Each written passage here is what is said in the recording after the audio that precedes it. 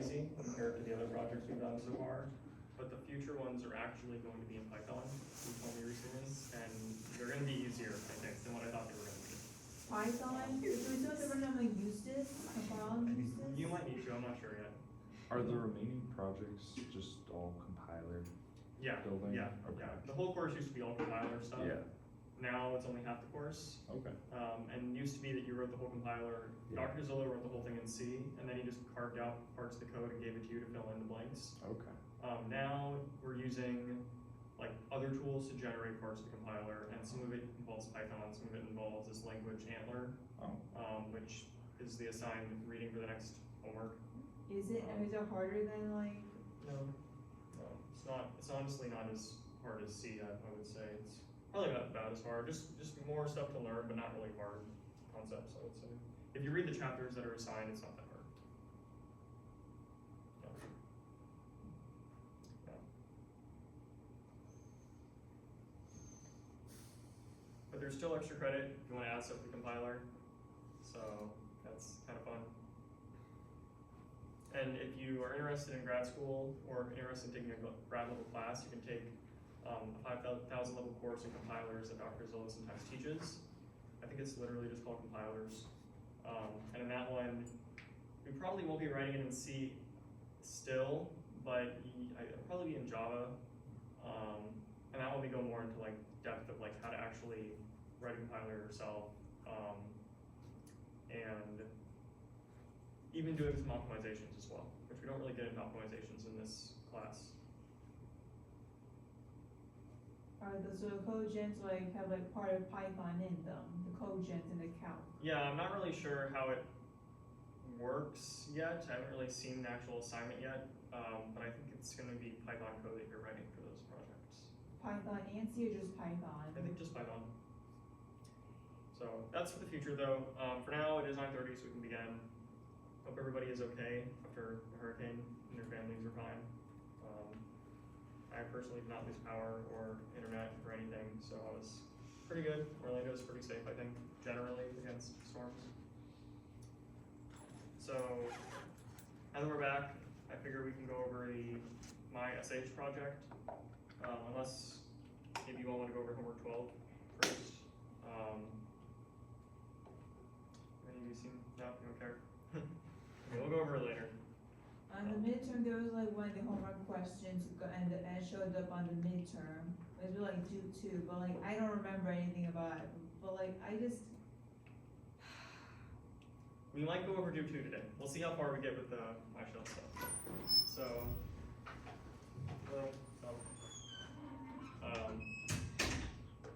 so why don't we begin with the project?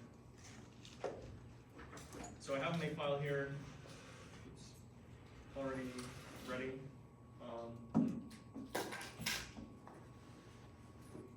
Standard makefile. The command to build your project and then a command to clean it afterward. This should be pretty familiar with what we've done before for the MyLS project and the Hello project, pretty similar. I don't have any rule for running the project like I sometimes do in this case, just because there's a few different inputs we want to try, so I'm actually just going to run it and test it out each time manually.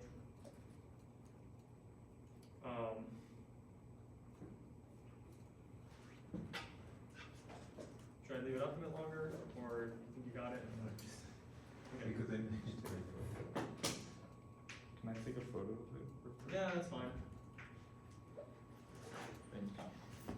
It should be pretty familiar though, like if you have the MyLS project done and the Hello project done, you can kind of just copy and paste the same makefile and just change the name of the target and the source. That's really the only 2 differences that are notable.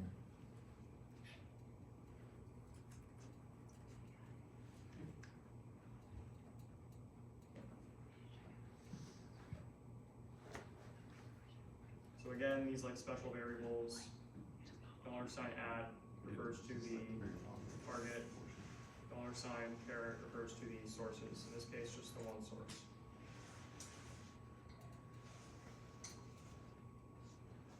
Alright, so am I good to quit the makefile? Okay. So, as you can see, there's no other files in this directory right now, so I'm gonna create the MySH project or file, and we can get started.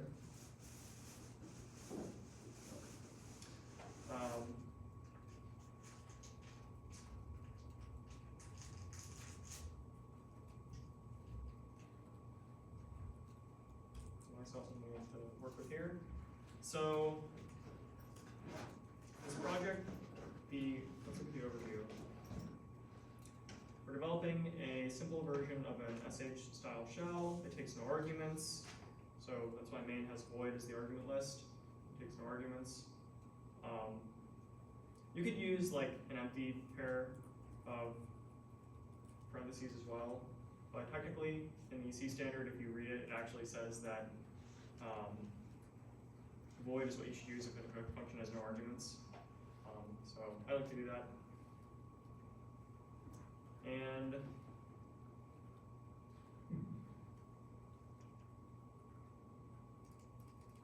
I guess I should ask, has anyone not started the project, or have you all started it? No? it's good if you haven't started it, because we're going over it today. So. Yeah, I have a. Okay, that's fine. Yeah. We just had our midterm yesterday. Yeah, I figured you probably were all studying for that. How did the midterm go, generally? It was pretty good. The review. Did you say the review helped? Yeah, your Okay, review helped. I'm glad. I'm very The glad. I tried notes to- helped as well. Yeah, I imagine the notes helped a lot, yeah. Yeah, I try to keep it pretty similar to what was probably gonna be in the midterm, so. We're doing my Do you have a question? shell today. If, when we take input, we prompt for the $sign, is it fine if we put the current working directory before that, like normal? I would just do what Dr. Pizzolo asks in the assignment.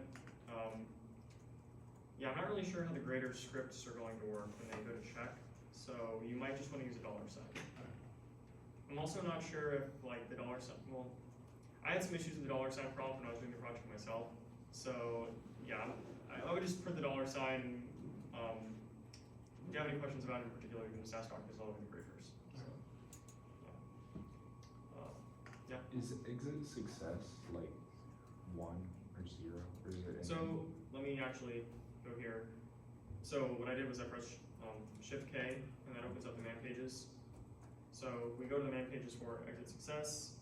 You can see it's literally just defined as 0. Okay. It's just an idiomatic way of saying exit success, and it's in standard lib.h. So I'm going to include that now.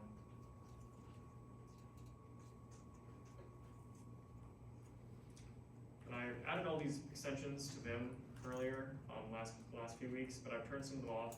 I don't want to have any like support here that you may not have access to, so just some coloring. That's basically it. So what we want to do is,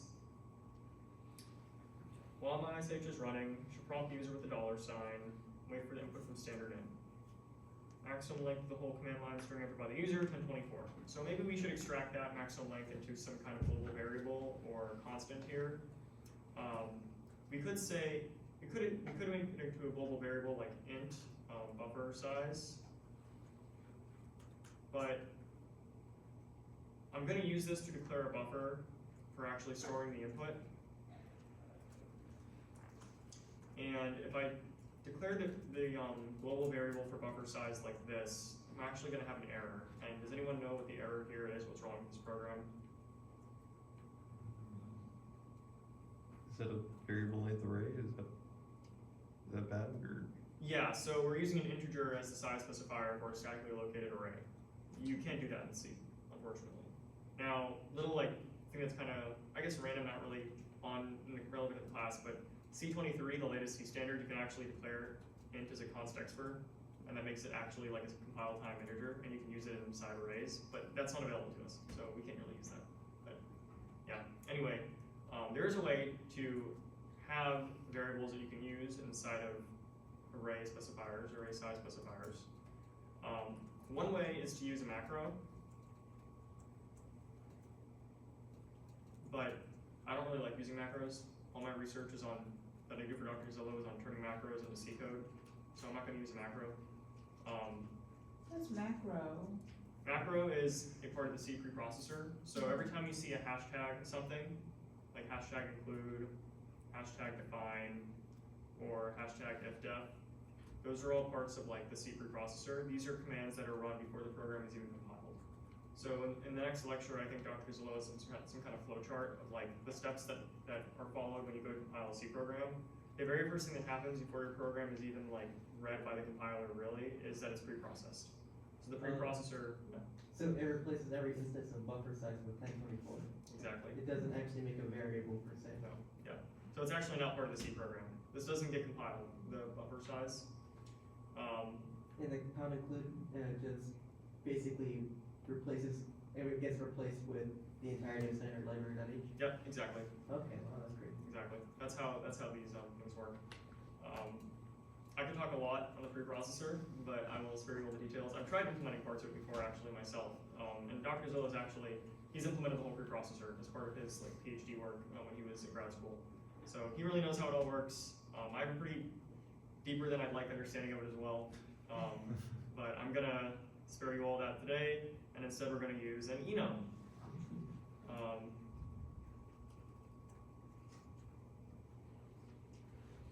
So enums, they are enumerated constants, basically enumerated values.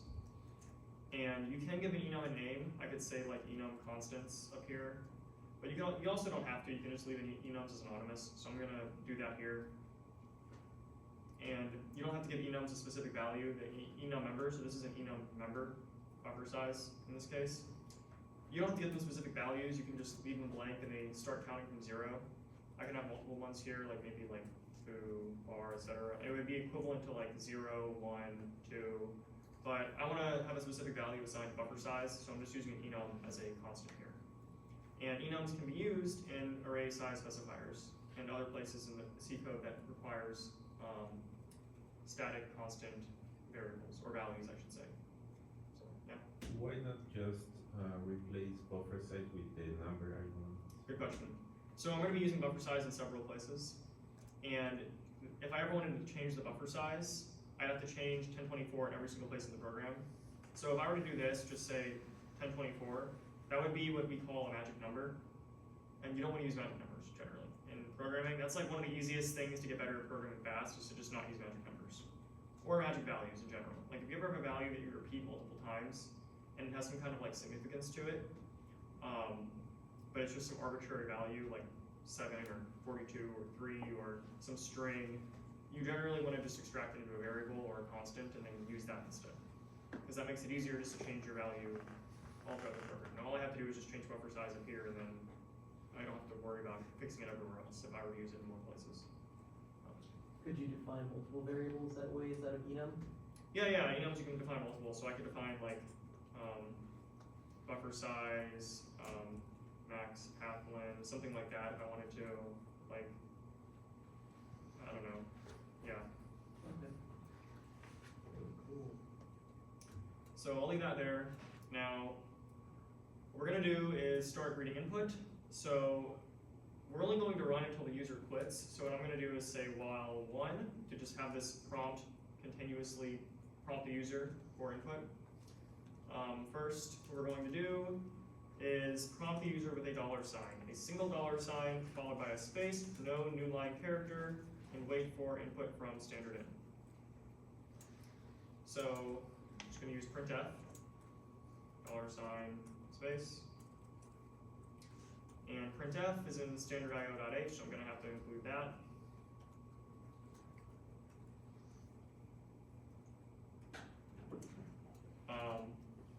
Now we're going to use fgetS to get read input.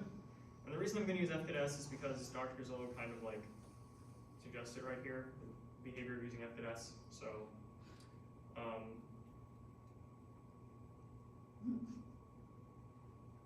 interesting, okay. So I'm going to call fgetS here, and I'm going to look at the man pages really quick. So, standard.io.h, fgetS reads in at most 1 less than size characters, so it's really going to read in 1023 characters, not 1024. And the last character is going to be the \0 terminator, the null terminator. reading stops after an EOF or a new line. Oh, and if a new line is read, it is stored into the buffer. So we gotta keep that in mind, that the new line is at the end of our buffer. Now the return value, it returns the string that we read, S on success, or null on an error, or when the end of file occurs, while no characters have been read. So we're gonna get null in two different cases, when there's an error and when we reach the end of the file. So we have to distinguish between those two cases. So does anyone know how we can do that? If it ends in a null character. That might work. That might work. Can you use error now? Yeah, exactly. So the way I'm thinking is to use error node. Okay. So error node.h. What we'll do is we'll set error node equal to 0 before calling fgetS, and we'll check if 0 is equal to fgetS. Or really, because fgetS returns a pointer, we should probably be checking for null. And fgetS accepts as arguments the buffer we're reading into, S, the size, the number of characters we're reading, and the stream that we're reading from. So in this case, we're reading into buffer, that is array declared up here, buffer. We're reading buffer size characters, so here's where I'm using buffer size multiple times. First time that I'm using it more than once. And we're reading from standard in. Oops. And we're saying if null is equal to fgetS, so if fgetS either had an error or reached the end of the file, to check if there's an error, we're going to say if 0 is not equal to error no, then we reach an error. And I think somewhere in here, Dr. Gazzola mentions, error handling, use the p error exit pattern in all system calls, including pipe, fork, dupe to, and close. But fgetS also we can use it for. So I'm going to say p error, fgetS, and we can call exit, but I'm going to call exit failure here instead. I'm going to return exit failure instead of calling exit. It doesn't really matter. You could do exit failure, but I'm just going to call a return exit failure instead.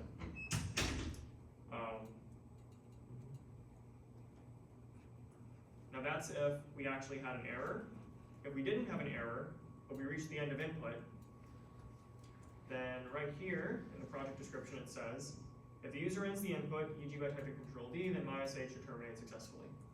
So in that case, we're just going to return exit success.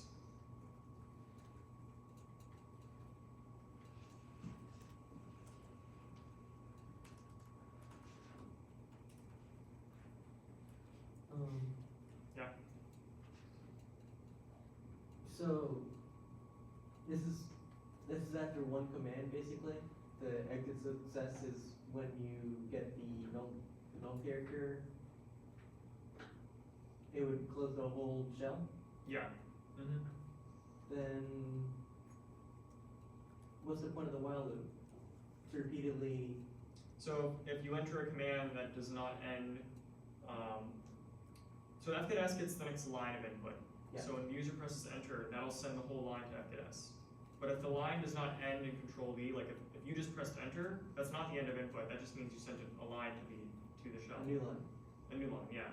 Okay. So you're only gonna run that line. But if the line ended with you ending the input, like Control-D, then that says that you're done entering commands and the shell will exit. Okay. Yeah. So we can actually test this out. I'm gonna open a new window to the side here. Run make. So I'm using Tmux. It's a terminal splitting tool, terminal multiplexer is what it's called. So I can have these multiple windows open at once. I'm gonna do make run. Actually, I don't have a run command, so I'll just do -h, and we'll try pressing enter. Yeah, nothing happens, but if I press Control-D, we exit the shell and go back to the regular bash command line. So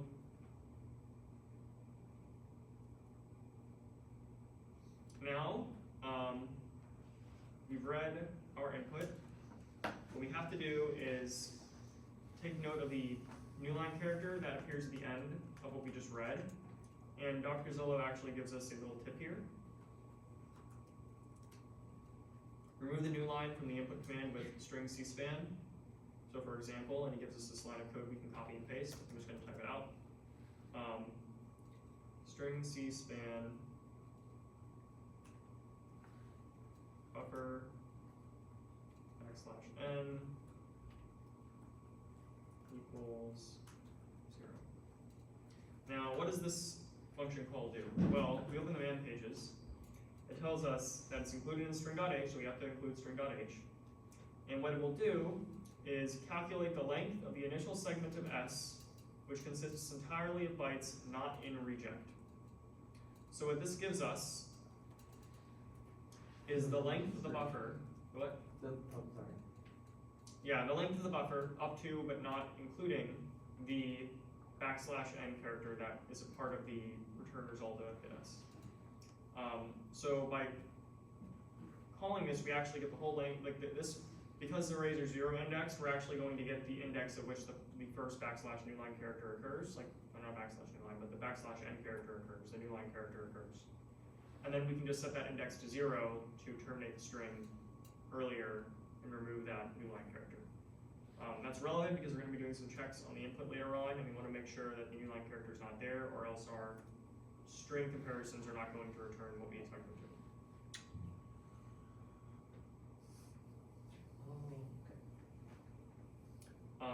I'm going to include string.h.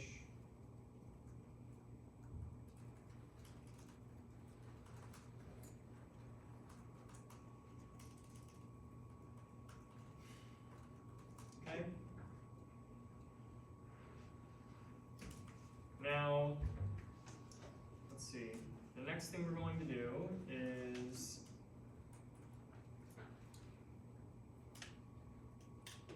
tokenize the command by spaces using string token. So I'm going to declare is another array up here. I'm going to call it words. And this is going to store the individual arguments for our command. And in the description here, it says 32 is the maximum number of command line arguments. So I'm going to, or arguments per command. So I'm going to add another value to our enum up here. I'm going to say max words per command. I'm going to set it to 32. And I'll use that for this array here.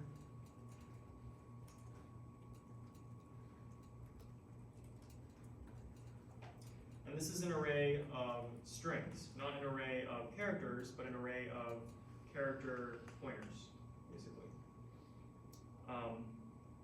So what we're going to do is use this to actually store the tokens of the input. So does anyone know what a token is? Have we gone over that? Have you gone over that in class yet?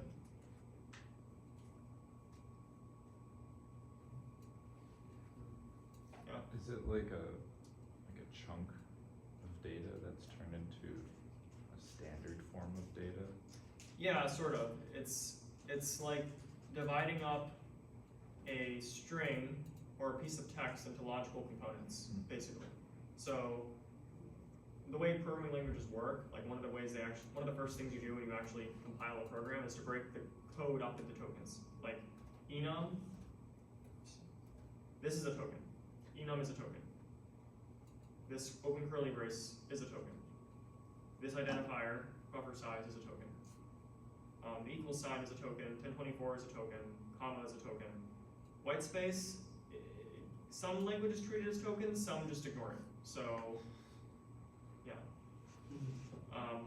We're going to treat, if I were to write, let's see here, let me run the MySH. Here, we're going to break echo and hi up into individual tokens, essentially. That's what we're going to be doing. And the way we do that is by using string token. So I'm going to say, and this is going to be a bit of a loop here to do the dividing up. Actually, actually. First I need to declare a variable I, so let me do that up at the top of my program. I need a integer for counting. I'll put it here. So I equals 0 for words I equals string toke, buffer space, words of I, well, not equal words of I should say. So I equals string toke, null, space, oops.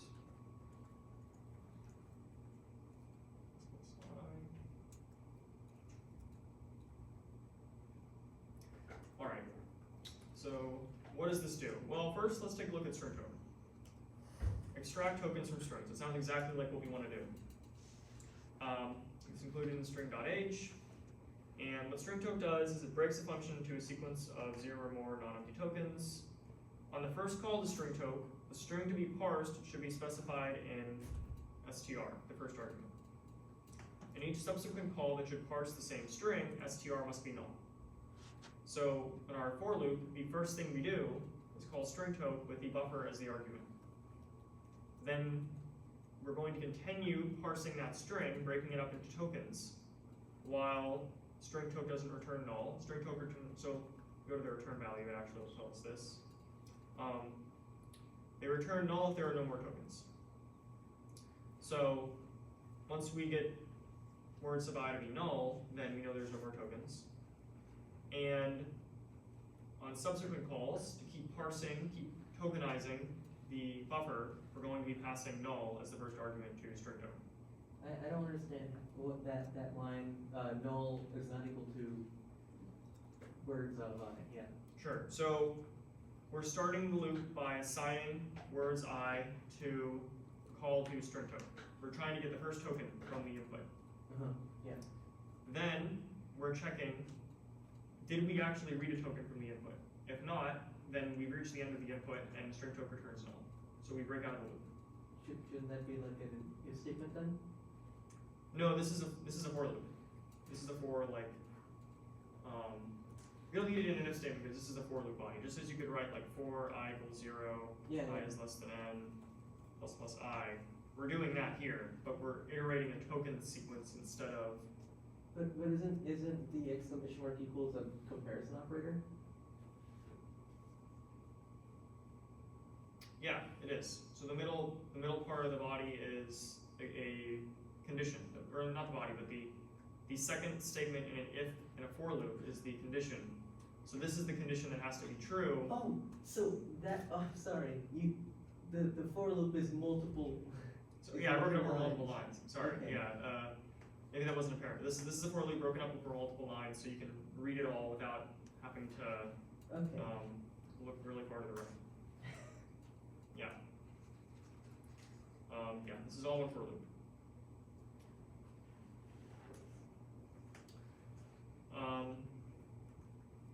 Also, just an aside, I kind of hate string toke.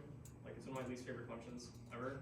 And the reason why is because if you look at how string toke actually works, you might think, oh, that's so cool. How do they actually break it up into like tokens and give you that? The way they actually do it is behind the scenes, string toke actually inserts a null terminator at the end of each token in your original input. So it actually is modifying the buffer for us. You may not expect that when you're passing things to string toke, but make sure if you're ever going to use string toke in the future that it does not leave this intact. It will modify what you pass as the first argument. And it's kind of like not really told very directly to the user of this function, so just keep that in mind. And also it's just really weird. Now we're passing the string, then we're passing null. I don't know, it's just kind of odd. So anyway, we get the words now. We can test out that this works. I'm gonna just test it really quickly like this. For I equals 0. Actually, I can't use I because now I need to keep track of the number of words that we have.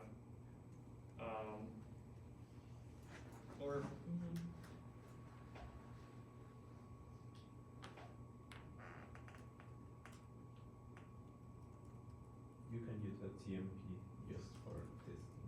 I'm actually going to increase the size of the buffer by 1 and just assume that the buffer is null terminated. So when we reach the end of the arguments, we just reach null. Yeah, did you have a question? So I becomes the amount of words that are actually there.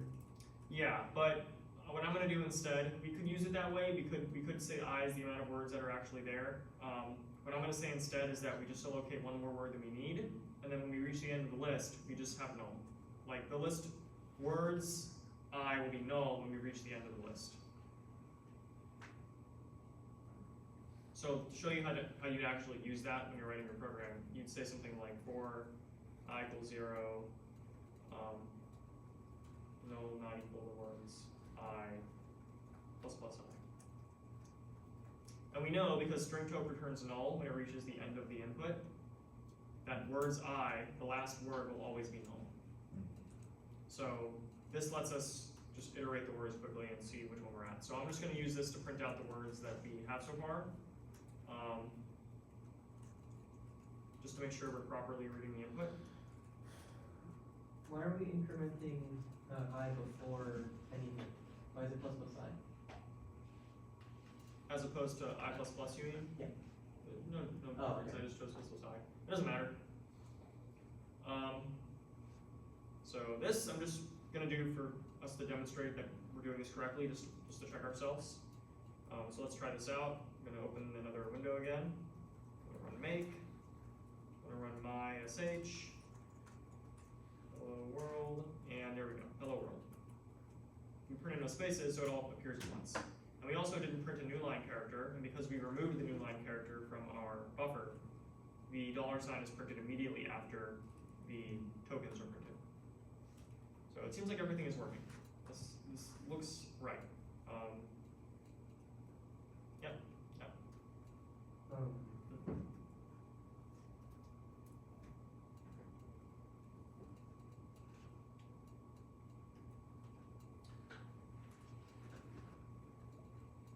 Now the next part is about using pipes. That's what the project description says. We're gonna ignore that for now. That's probably one of the harder parts of this project.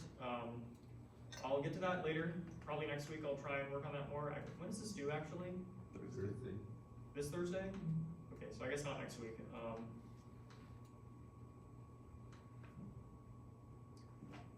Yeah, well for the pipes, I'm not gonna do that yet, but I will say you're gonna have to do something similar with string toke here, but you're gonna be string toking on the vertical bars instead. That's like the big idea of how you break up the command into, basically you're breaking up the buffer into like subcommands, where each subcommand is separated by a vertical bar, and then you use pipes using dupe2 and fork. You're gonna connect those pipes together and print the output of one pipe to the input of the next pipe and so on.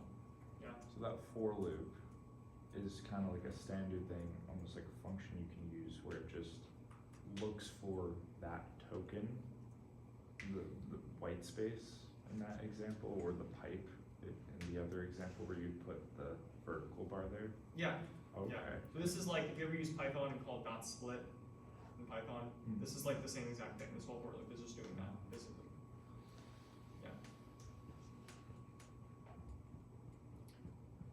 Yeah. Cool. So we've got our words, our words collected here. Now what we're gonna do is try executing some of these commands. So the first one we have to run is exit. So we're gonna say if 0 is equal to string comp exit words 0. Actually, there's a bug here. What if words is all null? What if there are no words? Then what we should do is return immediately. So if the user enters a blank line, not return, but continue. So empty input, if the user enters, if it's entered without typing anything, the new prompt should appear. So let's actually, before I continue here, let me actually try running this program with entering an empty input and see what happens. So make ish. Okay, nothing happens. So I guess it's fine. Can you test it with echo? Like pipe in a new line? Yeah, I'll try that. I think it's not really gonna work, but we'll try it. Okay. Because in the example it just says echo pipe without just like that. Yeah. Yeah, it's printing the dollar signs because that's our prompt. Now, there's a way to not print those dollar signs if you really don't want to. That's something I would maybe ask the graders or Dr. Zillow if you should have the dollar signs print if there's really nothing entered to the program. Is that like the interactive stuff? Yeah, that's why the dollar signs are printing. You can rewrite the code to where the dollar signs don't print if you're piping something in and there's no input. But for now, I think this is fine. And we want the code to terminate when we pipe it in like that? Or do we Yeah, want- it should terminate when you pipe it in. Yeah, because you're piping in an empty string followed by the end of the input. So it's received the end of input, so it should terminate. So what I'm gonna say here, we're gonna check for the first command, which is exit. So 0 is equal to string comp. So I'm checking for 0 because string comp returns 0 when the two strings are equal. And I'm checking if the first word is exit because that's the first thing we parse or first token we get will be the one we should compare against.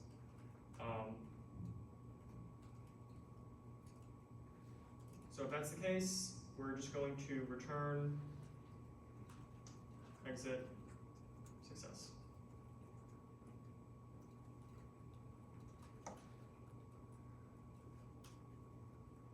So let's try that. Make ish exit, and there we go. It exits. But now we have that bug. We got a segmentation fault. That's because I'm typing enter and I just get a segmentation fault by enter no input. And the reason for that is because word 0 is actually null because there may be no input. So we're going to check first before anything else is if null is equal to words 0, and we're just going to continue. We're going to repeat the loop.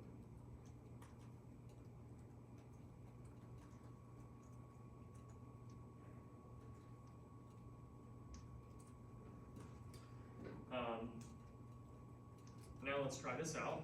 So make ish, and there we go. No errors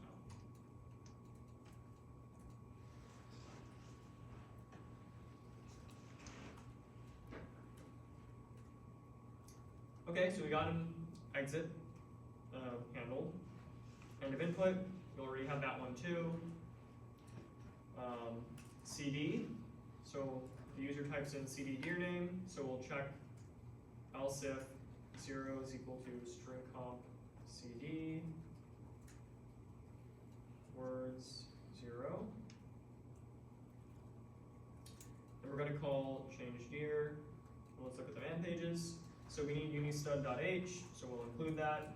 And it just takes a path as the argument, but we're not supplying the path, the user is. So we're going to say change dir words 1. And change dir is a syscall, so we have to check for returning 0. So I search here for return value, you can see on success 0 was returned, on error -1 was returned. So we'll say if 0 not equal to change dir, MP error, change dir, and then return exit failure.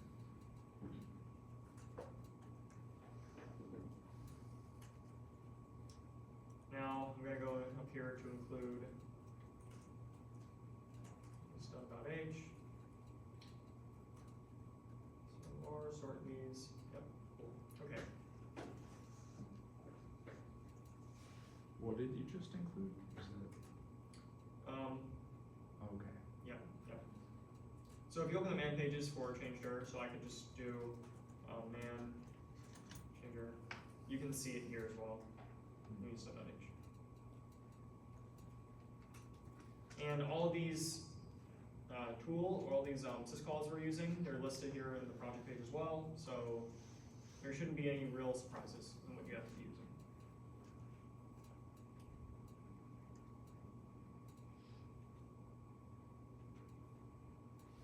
Okay, so we have the changing directory done.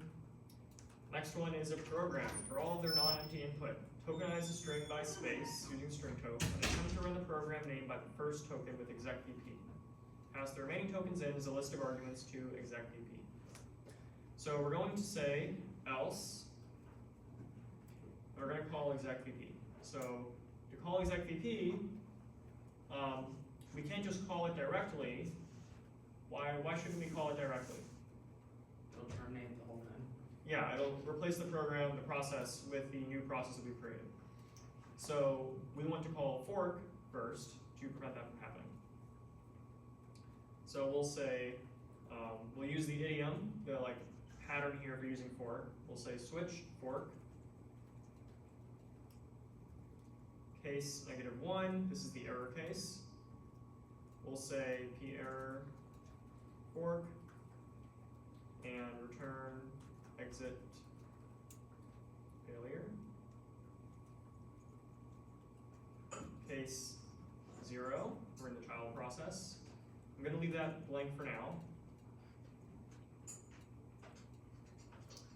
And then default, yeah, continue, or we can just leave it blank. It doesn't really matter either way. Since the parent isn't really doing anything right now. So in the child process, what we're going to do is call execvp to run the program that the user is supplied. So execvp, let's take a reminder of how that works. It's in unistud.h, we already have included that, so we don't need to include it again. VP expects as arguments the name of the file to run and the arguments as an array. So we're going to be running the program whose name is given in words 0. That's the first argument the user gave us. So that's going to be the name of the program to run. And then we're going to actually pass as the arguments array words again, all of words. And words has to be, according to execvp, the argument list. Yeah. I can find where it says it. Says it somewhere on here. Yeah. Together they describe a list of one or more pointers to null terminated strings. Right, here it is. Array of pointers and null terminated strings that represent the argument list available in the program. The array of pointers must be terminated by a null pointer. So words has to end in null, but when we saw earlier, with the way string token works, it assigns the last token to null when it's reached the end of input. So words actually already is null terminated. So we can actually just use it here. And you might think, well, why are we passing words? We've already passed the name of the program as the first argument. And shouldn't we just skip that?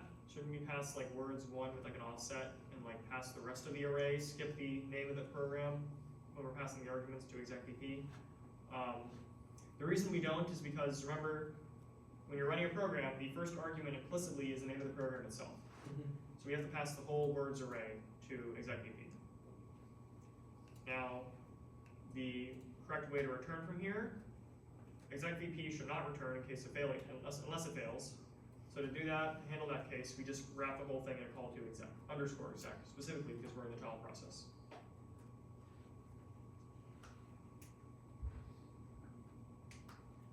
So any questions so far on anything we just did? Yeah. Other way to do it would be just place return exit failure under it. If it fails, or it won't work. So it's not really the right way. I mean, you probably could. I'm not sure where that would break. I would just call _exit. That's like the correct way to return from the child process. And maybe you should be calling exit, using exit instead of return in all these different places without an _exit.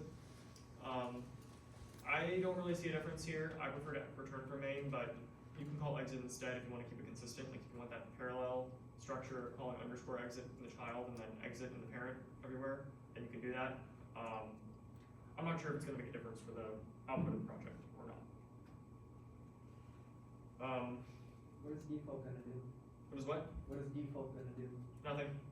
Nothing yet, because the parent's not doing anything. We're just working so that the parent doesn't get replaced by the call to execP. Oh, okay. That's the reason we're working. We don't want the parent to do anything special, we just want to prevent the parent from being replaced. So if we make this, run my ISH, and then type in echo hi, you get hi. I'm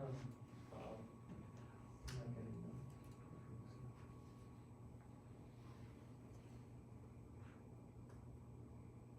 that. Now, there is a bit of a weird thing here where you can see the dollar signs not getting printed at the correct point. I think that might be because we're not calling flush, so maybe, I'm gonna try calling a flush here and see what happens.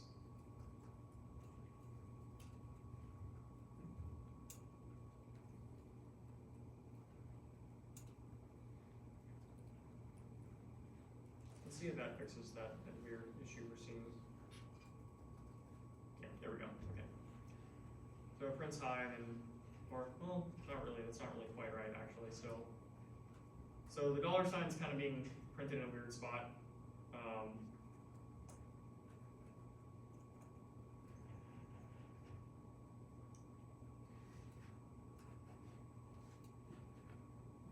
Yeah, For bytes, we have to create a different array. Or yeah, so for the pipes, we're gonna have to create a different array, so we can actually, we have a little bit of time, so maybe I'll get into like the starting point of that. So don't worry about the dollar sign not being printed at the correct point, that's not really a big deal. For the pipes, so when we get to the next part, the last part of the project, this is probably the hardest part, is having the pipes. So the pipes are going to be used to string the output of one program to the input of another. So to do that, we're going to actually have to call the pipe call function. So I'll just say, let's just say we have one pipe. I don't really have time to set everything up for this, but the way you would use that is to declare an array. We'll call it FDS for file descriptors, and array size 2. Normally you call pipe, passing in the array. And what this will do is set FD0 to read end of pipe.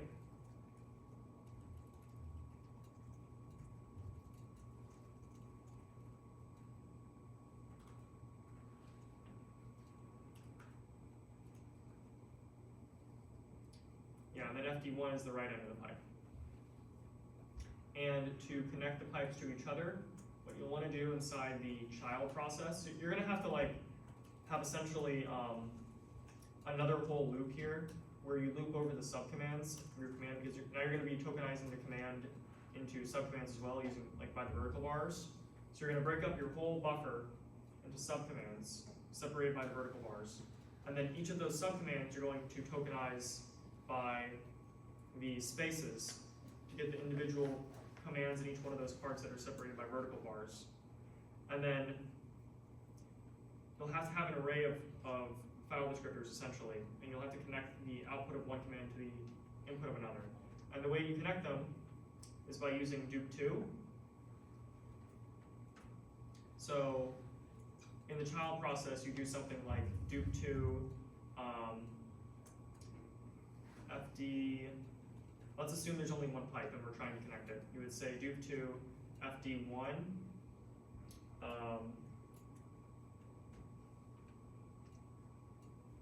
standard out file no. Say the child is writing, the parent is reading.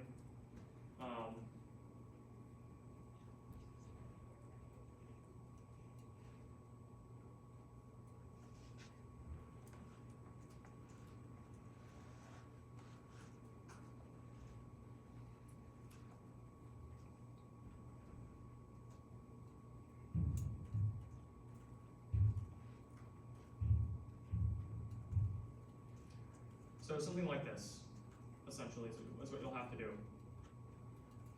And this only handles one pipe though, so you're gonna have to do some math and figure out how to handle this with 2 pipes, because the assignment asks for at least 2 pipes. You can do more pipes for extra credit, but you're gonna have to at least be able to handle 2 pipes in your project.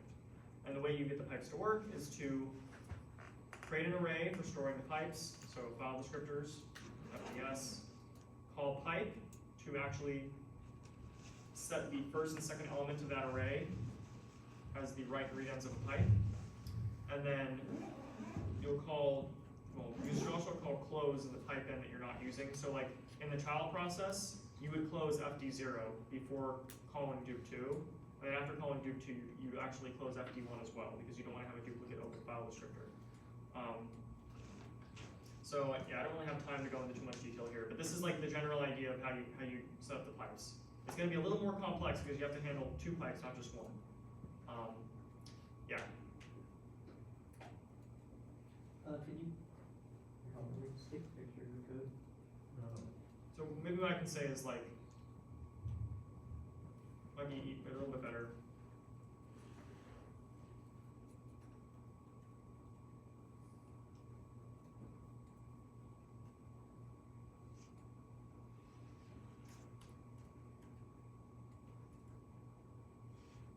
Yeah, so that's like the child.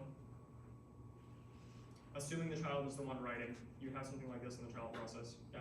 Question, does Duke2 copy or overwrite? It copies. Copies. And if At this, the end, so if I do fork inside a child and I have another process initiated, and I already wrote something on it, and then I use Duke2 again with the write node, will it write next to it, or will it overwrite the previous? so you forked, so you called pipe before you called fork? Yeah, we like the normal process, but let's suppose inside it, before closing, after closing in the FD1, I call fork and I want to write something else. And I do the same exact process. Will it overwrite? So if you have 2 open file descriptors, 2 file descriptors pointing to the same file, is that what you're saying? Like, if you call, so are you calling fork? After that, like using that code, after closing FD1, I call fork. Oh, after closing FD1, you call fork? Yeah. So in both parent and child, FD1 will be closed. It'll be closed for both of them. So I have to remain them open if I want to. So Yeah. let's suppose I didn't close them, and after Duke2 I call fork, and then I do the Duke2. Okay, so you don't close them, so you call fork and then call Duke2. That's the way you're gonna have to do it. You're gonna have to call fork somewhere up here. So you're gonna have to call fork somewhere before you call Duke2, essentially. You're only going to call Duke2 in the child and parent process. And just remember, when you call Duke2, you're gonna have duplicate file descriptor. When you call fork, everything's gonna be copied, including the file descriptors. So make sure to close the file descriptors of both the parent and the child appropriately. Why is that stuff inside of like brackets? This? Yeah. Well, the reason why I put it in brackets is because I wanna also show you what the child looks like. I mean, the parent looks like. This is just so I can kind of show you what the difference is here. Oh, this would be inside of a switch statement. Yeah. So this would be like these would go in your switch condition. So this would be like the child case 0. This would be the parent case default. You'd have something like this in each of those cases. Something similar to this. This isn't going to be exactly it, but this is going to be pretty close to what you need to do. I recommend you're probably gonna have to read the Linux programming interface, that book, and like review the section on pipes. Really just the part that Dr. Zillow assigns in the homework. If you can just review that a few times, I think it'll make the project a bit easier. It's gonna be a good deal of code that you're gonna have to write to get 2 pipes to work, but I'd recommend getting the conceptual stuff down first and maybe writing some small snippets, just practicing using Duke2 and fork and pipe before actually putting it into the MyShell project. Because it's not really hard once you understand conceptually what you're doing, but it will be a lot harder to do if you don't really understand what you're doing conceptually and then you're trying to integrate it into this whole shell project as well. So any questions? Can you just like scroll down the code, I guess? Sure. Yeah. Is the, I guess this is kind of off topic, but like, would this program be like vulnerable to anything? Like, Yeah. if you're trying to test it or break it. Yeah, this one should be pretty safe, assuming that, so Dr. Zolo on his end, assuming that he actually only follows in the assignments, in the inputs he gives you, he only actually follows the limits that he specified, like 1024 max line length, 32 max arguments at once. Assuming that's what he's doing, this is safe, but for arbitrary input, this is not safe because we're using string comp, and string comp is not generally a safe command because it runs to the next null terminator is when it tells when the string's over. And if somebody's passing a malicious input, they could just pass in like something to like smash your stack and like execute arbitrary code. So you can do a bunch of research on your own on why string comp is bad. You would, if you want to make it safe, you would use string comp instead. But we don't have any specified limit on the actual size of a specific word or command, so we're not going to use that. So, was there another question? Yes, so, you have an array called FDS, you put it into the pipe parameter, but then the array is FDs of 0, is that how it's supposed to be, or is it supposed to be FDS? The array is what? You have FDS up there, but then when you try to access index 0 and 1, you have just FD, is it supposed to be FD, or FD? Oh, oops, that was my bad, it should be FDS. Okay.